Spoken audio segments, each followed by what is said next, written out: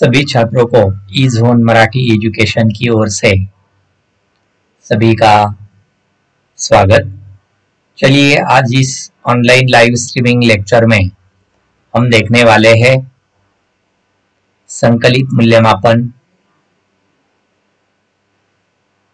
द्वितीय सत्र परीक्षा इयत्ता 7वीं कक्षा 6ठी और जो विषय है वह हिंदी सराव पेपर देखने वाले हैं। तो चलिए हम देखने वाले हैं सराव पेपर, अंत तक देखना मत भूलिए। अगर आपने ई जोन मराठी एजुकेशन इस चैनल को सब्सक्राइब नहीं किया हो तो सबसे पहले सब्सक्राइब कीजिए, लाइक कीजिए, क्योंकि इस चैनल पर यह एजुकेशनल चैनल है। इस चैनल पर आपको 5वीं कक्षा से लेकर 12वीं कक्षा तक के online live streaming recording lecture देखने के लिए मिलेंगे।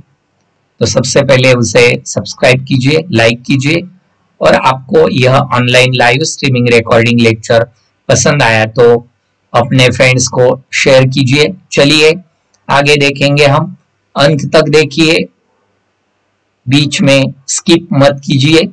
चलिए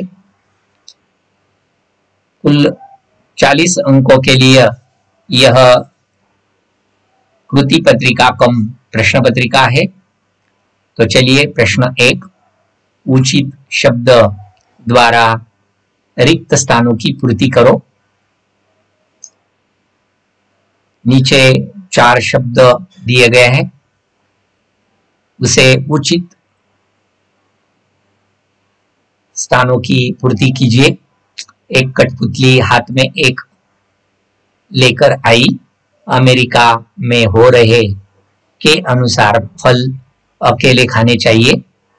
जन जन का वह देश कौन सा है जिसे लोग समझते हैं। तो चलिए इसके उत्तर देखेंगे हम। एक कठपुतली हाथ में एक नारियल लेके आई। क्या लेके आई? नारियल। अमेरिका में हो रहे प्रयोग के अनुसार फल अकेले खाने चाहिए। और जन जन का दुलारा वह देश कौन सा है जिसे लोग अंधविश्वास समझते हैं। इसी तरह उसका प्रयोग किया गया है। कुल आपको इसी सही तरीके से लिखने पर आपको कुल 4 अंक प्राप्त होंगे। आगे देखिए प्रश्न 2, निम्नलिखित प्रश्नों के उत्तर एक एक वाक्य में लिखने हैं। कुल 6 प्रश्न पूछे गए हैं। आनंद महोत्सव में रखे बोर्ड पर क्या लिखा था? 10 ग्राम सोने का मूल्य क्या है? फेफड़ों के लिए क्या अति आवश्यक है? चिंकी और टीटू ने अंडों को पानी में बहने से कैसे बचाया? हमें हंसकर क्यों जीना चाहिए? नवक्रांति के पुजारी से कवि का क्या तात्पर्य है? ये 6 एक एक वाक्य में प्रश्न पूछे गए हैं। उसके सही उत्तर इस तरह होंगे।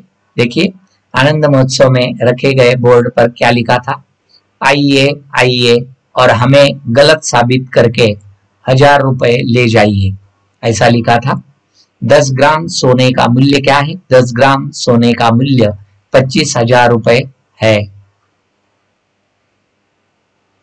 फेफड़ों के लिए क्या अति आवश्यक है? फेफड़ों के लिए शुद्ध से शुद्ध हवा फेफड़ों में जाना अति आवश्यक है।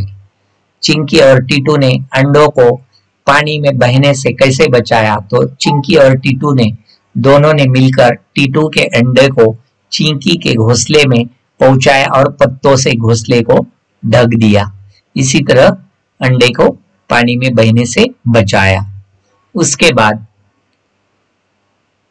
क्यों जीना चाहिए? हमें हंसकर क्यों जीना चाहिए? एक दिन सभी को यह संसार छोड़कर जाना है, इसलिए हम जब तक जिए हमें सदा हंसकर जीना चाहिए। और जो आगे का है 6वां, वह भी नवक्रांति के पुजारी से कवि का क्या तात्पर्य है? तो भारत के नागरिक नए विचारों और नए खोजों को तुरंत अपना लेते हैं। इसी तरह कुल 6 अंकों के लिए। उसके बाद आता है प्रश्न 3 निम्नलिखित प्रश्नों के उत्तर 2 से 3 वाक्यों में लिखने हैं। नारियल से फूल निकलने का सूत्रधार ने क्या कारण बताया और सर्दी से बचने के लिए क्या करना चाहिए? 2 से 3 वाक्यों में लिखना है। चलिए देखें, नारियल के 3 छेदों में से किसी एक छेद को सलाई से खोलकर शाम को उसमें मोगरे या चमेली की कलियां अंदर पहुंचाई जाती है। प्रयोग के समय तक वे खिलकर फूल बन जाती है। और दूसरा है, सर्दी से बचने के लिए क्या करना चाहिए? सर्दी से बचने के लिए गले तक अच्छी तरह कंबल ओढ़कर सिर और कान पर कपड़ा लपेट लेना चाहिए। इसके बाद देखिए प्रश्न 3 आता है, निम्नलिखित शब्दों के अर्थ लिखो।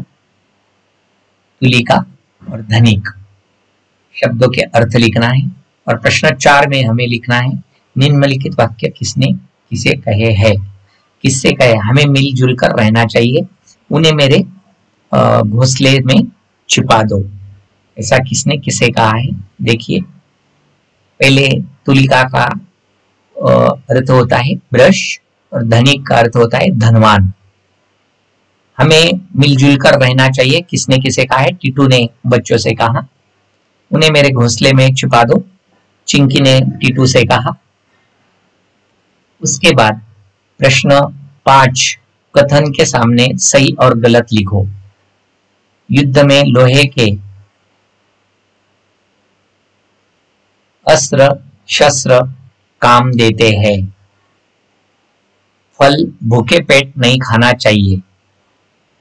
सही है या गलत है देखेंगे हम। युद्ध में लोहे के अस्त्र शस्त्र काम देते हैं, सही है। फल भूखे पेट नहीं खाना चाहिए, गलत। उसके बाद हम प्रश्न 6वां देखेंगे। 6 सूचना के अनुसार उत्तर लिखो। समानार्थी शब्द लिखो। देह सुधा 2 अंकों के लिए। विरुद्धार्थी शब्द लिखो 2 अंकों के लिए। जीवन अंधेरा। बहुवचन रूप लिखो संस्कृति प्रथा। तो चलिए आगे देखेंगे हम। देह शरीर, सुधा पीयूष, यानी समानार्थी शब्द है। विरुद्धार्थी शब्द लिखने हैं हमें। जीवन मरण, अंधेरा उजाला। बहुवचन रूप लिखिए, अगर एक वचन है तो बहुवचन में लिखना है संस्कृति संस्कृतियां, प्रथा प्रथाएं। इसके बाद निम्नलिखित शब्दों को वर्ण क्रमानुसार लिखो, यानी उसे हम अंग्रेजी में अल्फाबेट भी कहते हैं। तो वर्ण क्रम के अनुसार लिखना है। शहर, दुकानें और सूत्रधार। सबसे पहले आता है दुकानें, बाद में आता है शहर और बाद में आता है सूत्रधार। प्रश्न 7वां, निम्नलिखित कारकों का अपने वाक्यों में प्रयोग करो। ने और का, इस 2 कारकों का वाक्य में प्रयोग करना है। देखिए, सुरेश ने अपने भाई को पढ़ाया। सुरेश का भाई हरेश है। देखिए, दोनों का ही वाक्य में प्रयोग किया गया है, कुल 2 अंकों के लिए। देखिए प्रश्न 8, मैं कौन हूं? चित्रों के आधार पर वाक्य बनाओ।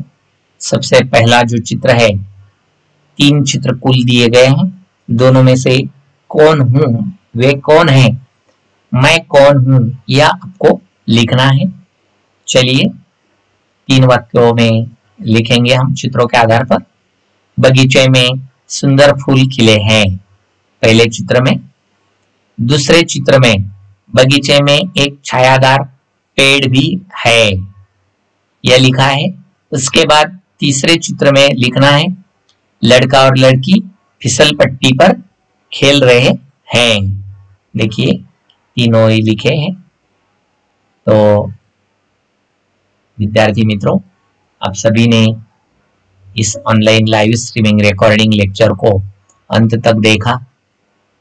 अगर आपने इस चैनल को सब्सक्राइब नहीं किया हो तो सब्सक्राइब कीजिए, क्योंकि इस चैनल पर आपको first term, second term, first semester यानी unit test, first unit test और सेकंड यूनिट टेस्ट सभी के लाइव रिकॉर्डिंग स्ट्रीमिंग लेक्चर आपको देखने के लिए मिलेंगे।